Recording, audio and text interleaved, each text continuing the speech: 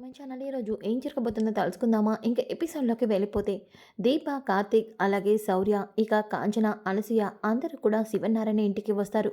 రాగానే వాళ్ళని చూసిన పారిజాతం ఒక్కసారిగా షాక్ అయిపోతుంది. ఇదేంటి కార్తీక్ గాడు దీపని రేపటి నుంచి పనిలోకి తీసుకురావద్దు అంటే ఏకంగా అందరినీ అంటపెట్టుకొని ఇంటికొచ్చేశాడు. కొంపతీసి ఇంట్లో సెటిల్ అయిపోతారా ఏంటి అని చెప్పేసి పారిజాతం, ఏంటి కాంచన, నీ కోడల్ని రేపటి నుంచి ఇక్కడి పనికి రావద్దని చెప్తే ఏకంగా నువ్వు కూడా ఇక్కడికి వచ్చావేంటి? కొంపతీసి దీప బదులు నువ్వు ఇంట్లో వంట పని ఇంటి పని చేస్తావా ఏంటి అని అనగానే ఒక్కసారిగా శివనారాయణ పారిజాతం అని గట్టిగా అరుస్తాడు. అది కదండి, దీపని మీరు రావద్దన్నారు, కానీ మొత్తం అందరూ కలిసి కట్టకట్టుకొని ఇక్కడికి వస్తే దీప బదులుగా కాంచన పని చేస్తుందేమోనని అడుగుతున్నాను. నేను అన్న దాంట్లో తప్పేముంది? నిన్న కాంచన దీపకి నచ్చ చెప్పాలని చూసింది, కానీ దీప కాంచన మాట వినలేదు కదా, భర్త మాట వినలేదు. వీళ్ళందరికీ సమాధానం చెప్పలేక కాంచన ఈ ఇంటికి పని మనిషిగా వచ్చిందేమోనని అడుగుతున్నాను.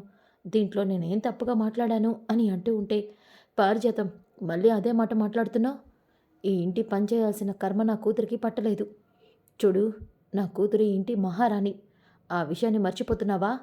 నాన్న, పిన్నన్న దాంట్లో తప్పేముంది? నేను పిన్ని అన్న మాటే నిజం చేయడానికి ఇక్కడికి వచ్చాను.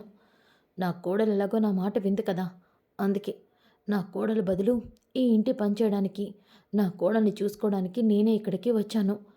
ఇప్పుడు మీ అందరికీ అర్థమైందా?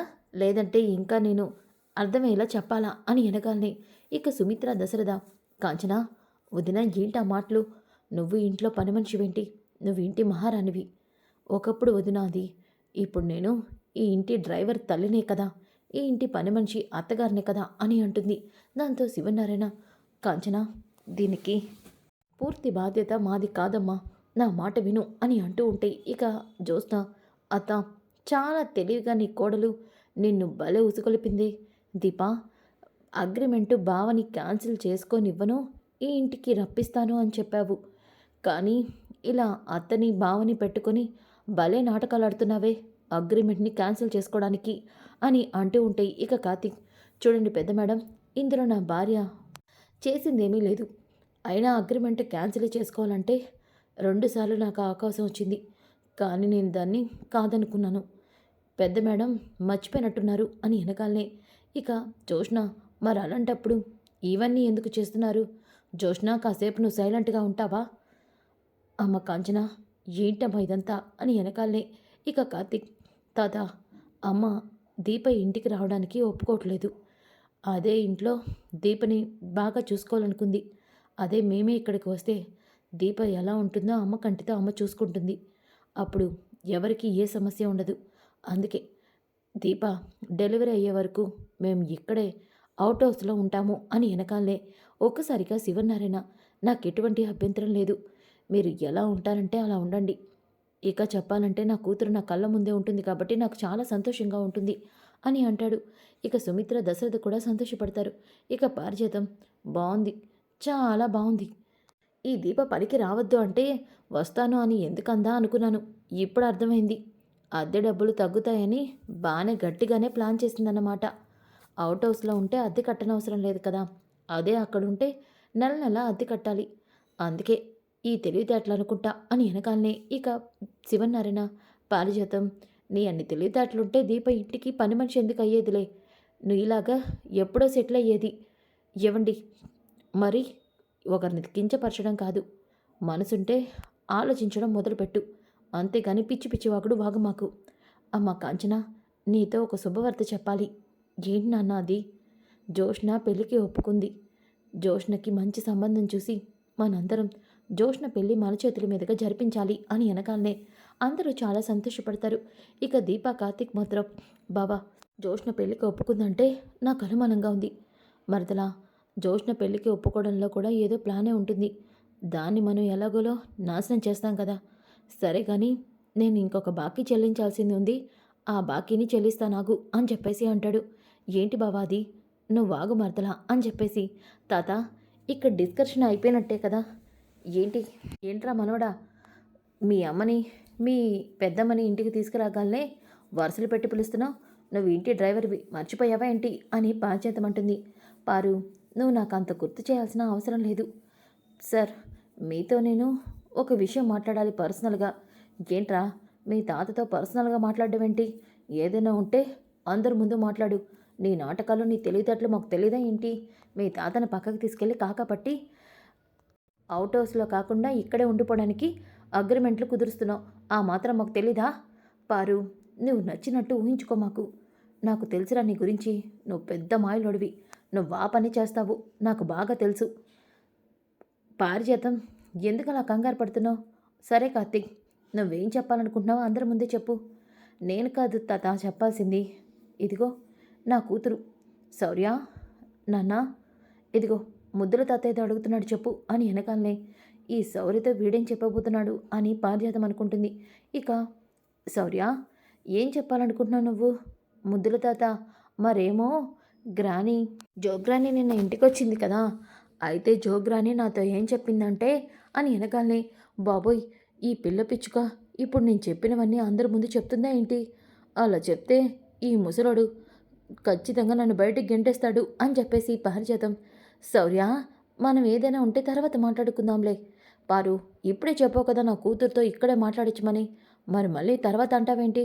నా కూతురు ఏదో చెప్తుంది, నువ్వు కాసేపు ఆగు. శౌర్య, నువ్వేం చెప్పాలనుకున్నావు? ముద్దుల తాత అది అని చెప్పేసి ఇక శౌర్య ఫోన్లో వీడియోని చూపిస్తుంది. ముద్దుల తాత, ఈ వీడియో చూడు, నీకే తెలుస్తుంది అని వెనకాలనే శివనారాయణ ఇక ఆ వీడియోని చూస్తాడు. ఒక్కసారిగా ఆ వీడియోలో పారిజాతం శౌర్యతో అన్న మాటలన్నీ కూడా రికార్డ్ అయి ఉంటాయి. అవన్నీ చూసి ఒక్కసారిగా అందరూ షాక్ అయిపోతారు. ఇంకా పారిజాతం, ఈ పిల్లది ఎప్పుడు వీడియో తీసింది ఇది అని అనుకుంటూ ఉంటే, శౌర్య, నేను ఫోన్తో ఆడుకుంటూ ఫోన్లో వీడియో రికార్డ్ చేసి టేబుల్ మీద పెట్టాను. అప్పుడే జోగ్రాని వచ్చి నాతో మాట్లాడింది. ఇవన్నీ కూడా రికార్డ్ అయినాయి. జోగ్రాని చెప్పింది నిజమేనా ముద్దుల తాత? జోగ్రాని, నువ్వు చెప్పిందంతా నిజమేనా? వసే, ఇలా ఇరికించావేంటే నన్ను?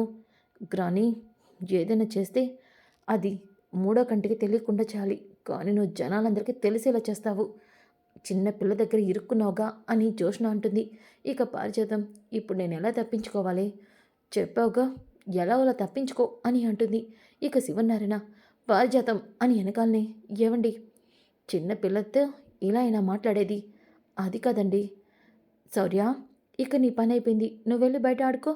రా శౌర్య అంటూ అనసూయ బయటకు తీసుకెళ్ళిపోతుంది. ఇక కాంచన, పిన్ని, అసలు నీకు బుద్ధుందా? నువ్వు వయసుకు తగ్గ పనులు ఎప్పుడు చేయవే? ఎప్పుడు ఇలాంటి చిల్లర పనులు చేస్తావా? నాకు ఫోన్ చేసి నా మనవరాల్ని హాస్టల్లో జాయిన్ చేయించమన్నావు. ఇప్పుడు నా మనవరాలకేమో లేనిపోయినవన్నీ నూరు పోస్తున్నావు. ఎందుకు పిన్ని ఇలాంటి పనులు చేస్తున్నావు? ఇంకా పాపం మూట కట్టుకోవడానికా అని వెనకాలనే ఇక శివనారాయణ, ఏంటి, కాంచనతో ఫోన్ చేసి శౌర్యని హాస్టల్లో జాయిన్ చేయమన్నావా? అంటే అది దీప కడుపుతో ఉంది కదండి, శౌర్య వల్ల దీపకి ఇబ్బంది అవుతుందేమోనని అలా చెప్పాను. అంతేకాని నోర్మయ్, నువ్వు చెప్పే మాటలు మాకు అర్థం కావనుకుంటున్నావా ఏంటి? అత్తయ్యగారు, చిన్నపిల్లల విషయంలో మీరు చేసే పనులు ఇలాంటివా? పిన్ని, నువ్వెందుకు ఇలా ఆలోచిస్తున్నావో మాకు అర్థం కావట్లేదు. దశరథ, నేను ఆ దీప కోసమే ఆలోచించి అలా మాట్లాడాను. మరి శౌర్యతో మాట్లాడిన మాటలకి అర్థం ఏంటి పిన్ని? చెప్పు. పసిపిల్ల హృదయంలో మీరు ఇలాంటి మాటలను నింపచ్చా అని అంటూ ఉంటే ఇక దీప, చూడండి పారిజాతం గారు, నా కూతుర్నే ఇలా మాటలు చెప్పి మా మీదకే శత్రువులు చేయాలని చూసారా? అది కాదు దీప, ఇలాంటి వాళ్ళకి ఇలా చెప్తే అర్థం కాదులే అమ్మా.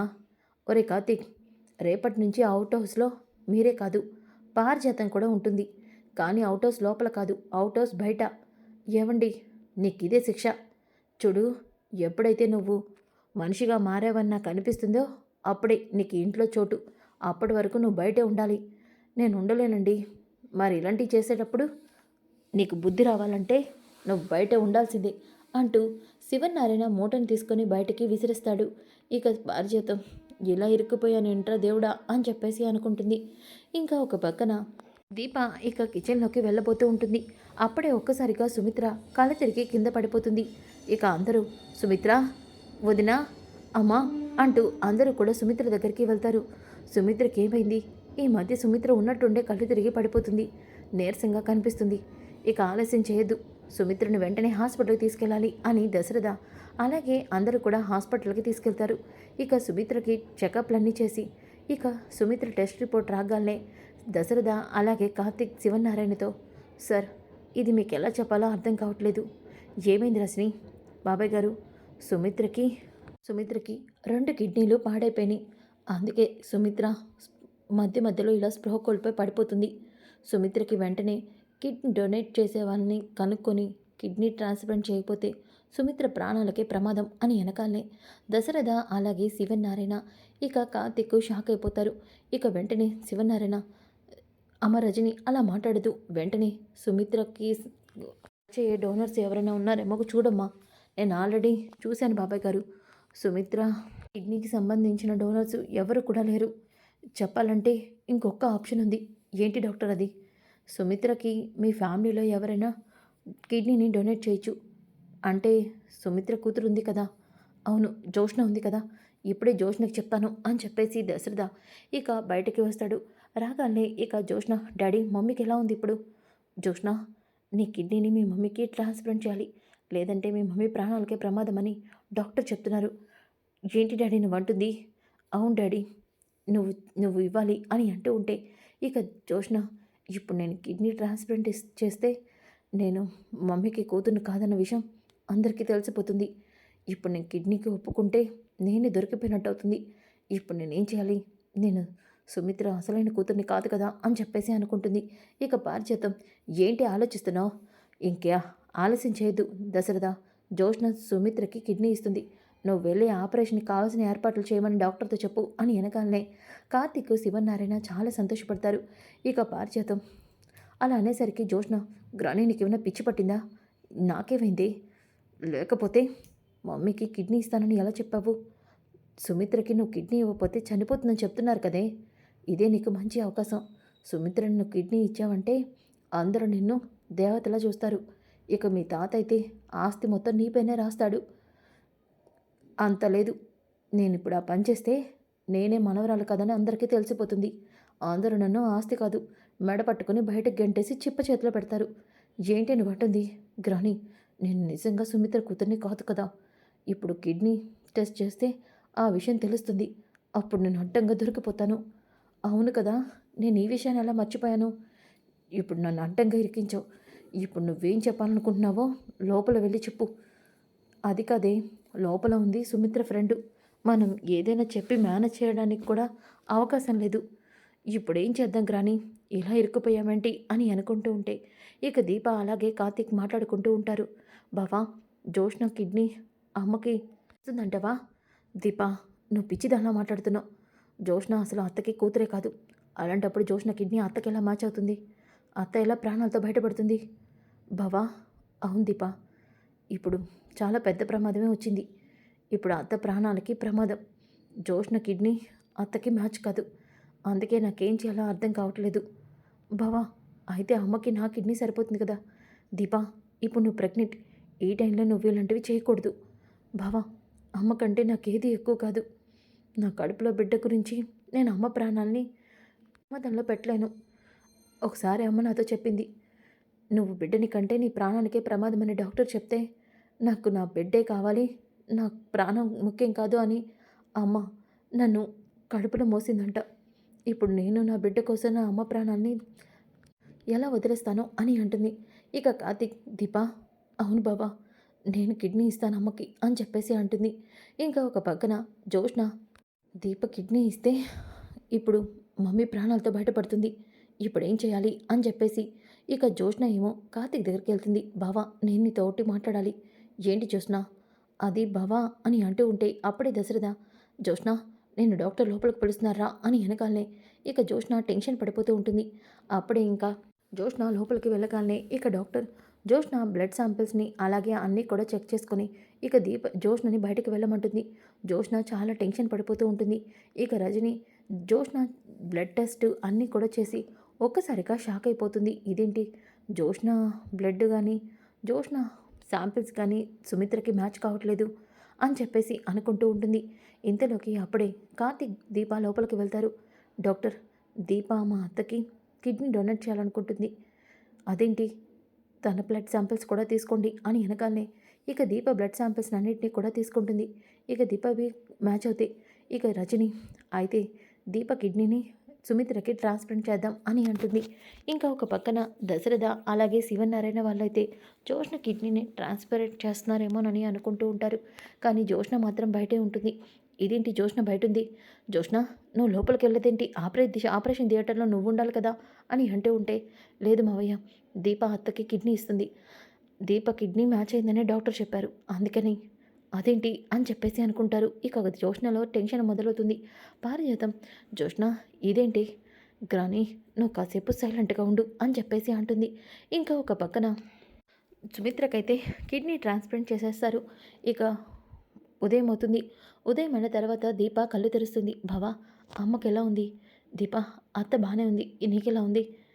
బావా, నాకేం కాలేదు. నా కడుపులో బిడ్డ కూడా ఏం ప్రమాదం లేదని డాక్టర్ చెప్పారు. దీప, నీకేం జరుగుతుందోనని నేను చాలా భయపడ్డాను. ఇప్పటికే అమ్మ నీ కడుపులో బిడ్డ మీద చాలా ఆశలు పెట్టుకుంది. బిడ్డకేదైనా అయితే అమ్మ తట్టుకోలేదు. నాకు తెలుసు బావా. ఇప్పుడిద్దరికి ఏం కాలేదు కదా అని అంటుంది. ఇక అందరూ కూడా సుమిత్ర దగ్గరికి వెళ్తారు. ఇక సుమిత్ర బాగానే ఉందని డాక్టర్ చెప్తారు. అలాగే డాక్టర్, నాకొకటి అర్థం కావట్లేదు.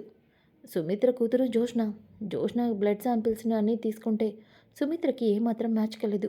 కానీ సుమిత్రకి ఎటువంటి సంబంధం లేని దీప బ్లడ్ శాంపిల్స్ అన్నీ కూడా సుమిత్రకి మ్యాచ్ అయినాయి. నాకు అదే అనుమానంగా ఉంది. జోష్న సుమిత్ర కూతురా లేదంటే దీప అని వెనకాలనే ఒక్కసారిగా అందరూ షాక్ అయిపోతారు. ఇక పారిజాతం, భలే డాక్టర్ మాట్లాడుతున్నారు మీరు. ఒక్కొక్కసారి ఒక్కొక్కరివి మ్యాచ్ అవుతాయి. అంత మాత్రాన వాళ్ళే పిల్లలు అయిపోతారా ఏంటి? మీరు భలే మాట్లాడుతున్నారే డాక్టర్ అయ్యుండి. అది కాదు బాబాయ్ గారు, ఒక్కొక్కసారి అలా మ్యాచ్ అవ్వడం నిజమే. కానీ సొంత కూతురిది కూడా మ్యాచ్ కాలేదంటే అది అనుమానంగా ఉంది. నా జోష్నకి వాళ్ళ నాన్న పోలికలు వచ్చుంటాయి. అందువల్ల మ్యాచ్ కాలేదేమో. దానికి మీరు ఇలా మాట్లాడతారేంటి అని చెప్పేసి అంటుంది. ఇంకా రజని మాత్రం డౌట్ఫుల్గానే అక్కడి నుంచి వెళ్ళిపోతుంది. ఇక దీప ఇలా ఇచ్చిందని చెల్లడంతో సుమిత్ర అలాగే శివనారాయణ అందరూ దీప దగ్గరికి వెళ్తారు.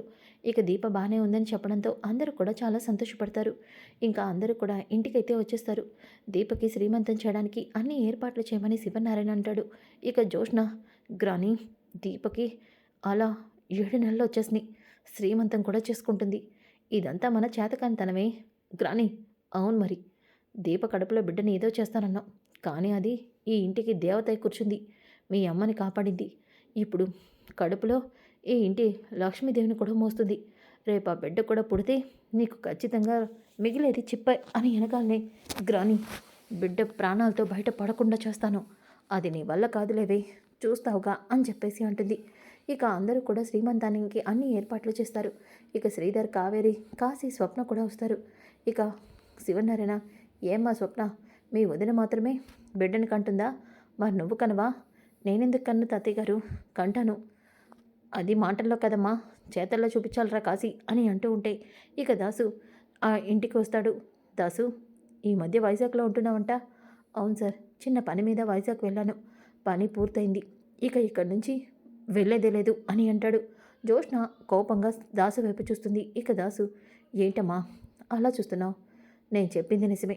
ఇప్పటి వరకు నేను చేయాల్సిన పనులన్నీ చేసేసాను. ఇక నేను ఈ ఊరు దాటి బయటికి వెళ్ళను. దీప రేపో మాపో బిడ్డను కంటుంది. ఆ బిడ్డ ఈ ఇంటికి వారసురాలు. అలాగే దీప బిడ్డ ఒక పేదింట్లో పుట్టడానికి వీల్లేదు. అందుకే దీప పుట్టేలోపే ఈ ఇంట్లో అందరికీ దీపే వారసురాలన్న విషయాన్ని తెలిసేలా చేస్తాను. ఆ నిజం చెప్పే నేను ఈ ఇంట్లోంచి బయటకు వెళ్తాను అని ఎనగాలనే, నాన్న, నువ్వు ఆ పని చేస్తే నా ప్రాణాలకే ప్రమాదం. చూడు, నువ్వు నన్ను ఇంకా మాటలతో బెదిరించలేవు జోష్న. చూడు, ఇక నీ అంతం మొదలైంది. సుమిత్ర వదినకి దీపే కిడ్నీ ఇచ్చిందంట. ఈ పాటికి అందరికీ నీ మీద అనుమానం వచ్చే ఉంటుంది. ఇప్పుడు నేను చెప్పే నిజాన్ని ఖచ్చితంగా అందరూ నమ్ముతారు. ఎందుకంటే ఆల్రెడీ వాళ్ళకి జరిగిందంత తెలుసు కాబట్టి. ఇక నువ్వు నన్ను, ఈ కుటుంబాన్ని మోసం చేయలేవు అని అంటూ ఉంటుంది. ఇంకా ఒక పక్కన దీపకి అంగరంగ వైభవంగా శ్రీమంతం జరిపిస్తారు. ఇక జోష్న, దీపా, నిన్నెలా అయినా సరే బ్రతకనివ్వను అని చెప్పేసి అనుకుంటూ ఉంటుంది. ఇక అందరూ కూడా భోజనాలు చేస్తూ ఉంటారు. ఇంతలోకి దీప మంచినీళ్ళు తాగడానికని పక్కకి వస్తుంది. కావాలని జోష్న దీపకి అడ్డుగా నూనెని పోస్తుంది. ఒక్కసారిగా దీప ఆ నూనె మీద జారి కింద పడిపోతుంది. ఇక అందరూ కూడా దీప దీప అంటూ కంగారుగా దీపని హాస్పిటల్కి అయితే తీసుకెళ్తారు. ఇక పారిజాతం, వచ్చి జోష్న, ఇదంతా నువ్వే చేసావు కదా? అవును గ్రాని. అమ్మో! ఇప్పుడు ఆ దీపకేమైనా అయితే మీ బావ నిన్ను వదిలిపెట్టడే. బావకి నేనే అది చేశానని ప్రూఫ్ ఉందా ఏంటి? ఇంట్లో సీసీ కెమెరాలున్నాయి మర్చిపోయావా? గ్రాని, బావ ఇంటికొచ్చేలోపు మనం ఆ వీడియోని డిలీట్ చేయాలి అని అనుకుంటూ ఉంటుంది. ఇంకా ఒక పక్కన దీపకైతే హాస్పిటల్‌కి తీసుకెళ్తారు. డాక్టర్ దీపకి ఇప్పుడు సిట్యుయేషన్ చాలా క్రిటికల్‌గా ఉంది. కాబట్టి తనకి ఇప్పుడే డెలివరీ చేయాలి. డాక్టర్ పర్వాలేదు. ఏడో నెల కాబట్టి ఎటువంటి ఇబ్బంది ఉండదు అని చెప్పేసి ఇక దీపని డెలివరీ అయితే చేస్తారు. దీప బిడ్డ దీప సేఫ్ అని చెప్పడంతో ఒక్కసారిగా అందరూ షాక్ అయిపోతారు. అలాగే చాలా సంతోషపడతారు. ఇక అక్కడే ఉన్న జోష్న అయితే షాక్ అయిపోతుంది. సో ఫ్రెండ్స్, కమింగ్ ఎపిసోడ్ చాలా చాలా ఇంట్రెస్టింగ్‌గా ఉంటుంది. Don't miss. ఈ వీడియో నచ్చితే లైక్ చేయండి, షేర్ చేయండి. Thanks for watching. Back to my channel. ఈరోజు ఏం జరగబోతుందో తెలుసుకుందామా? ఇంకా ఎపిసోడ్‌లోకి వెళ్ళిపోదాం.